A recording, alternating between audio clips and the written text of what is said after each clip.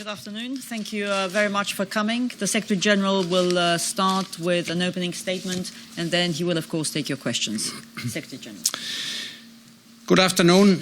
I have just returned from Kosovo, together with the ambassadors of all 28 NATO countries, our partners in KFOR and European Union representatives.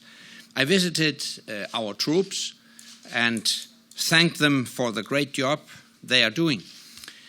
I met local leaders and I visited the Patriarchate, which KFOR has protected for many years, but which will soon be protected by local police.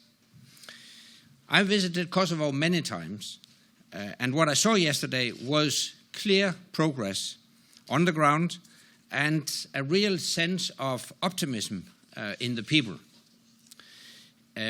There's progress in terms of security, as the situation generally remains calm and stable.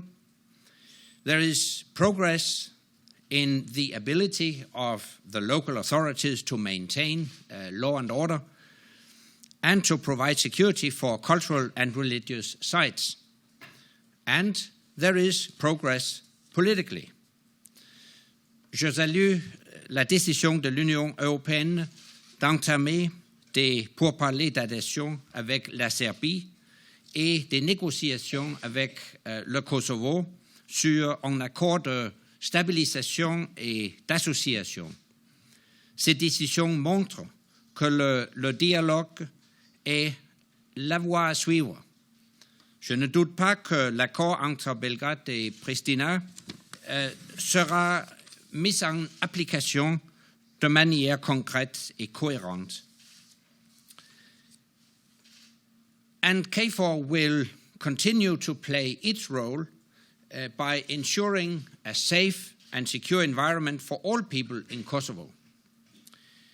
This is a time of great opportunity for the whole region, and I urge all leaders and all communities to seize the opportunity and continue on the path of Euro-Atlantic integration. Now let me turn to Afghanistan. 2 weeks ago, I stood at President Karzai's side as he announced that the Afghan security forces will now take the lead for providing security right across the country.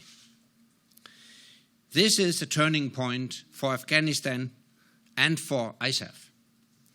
For Afghanistan, it means that a key goal is in sight, a country where security is provided by Afghans for Afghans. It means that decisions on when, how, and where to act will be taken by the Afghan government and carried out by its army and police.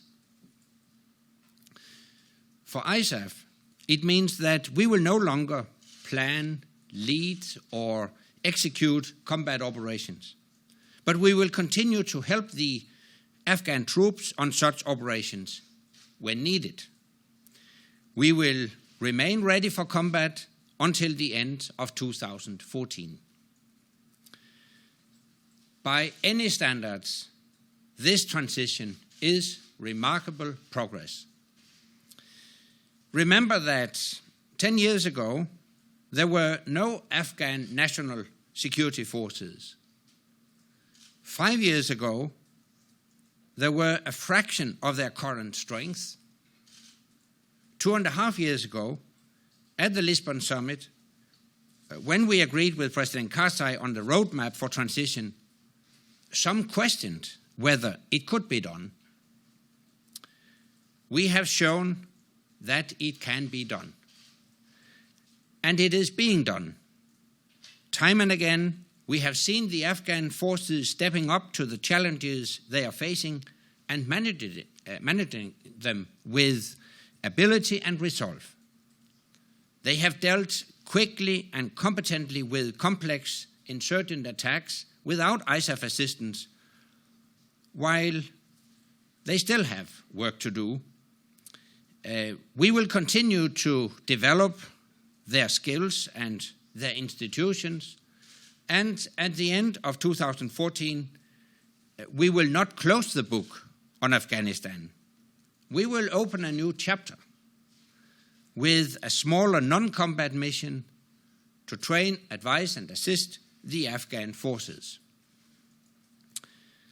So this can also be a turning point for the enemies of Afghanistan.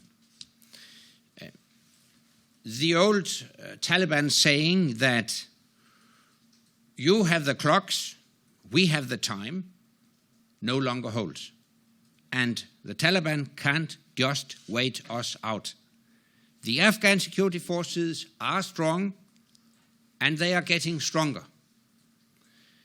They are getting support and sustainment, not just now, but for years to come.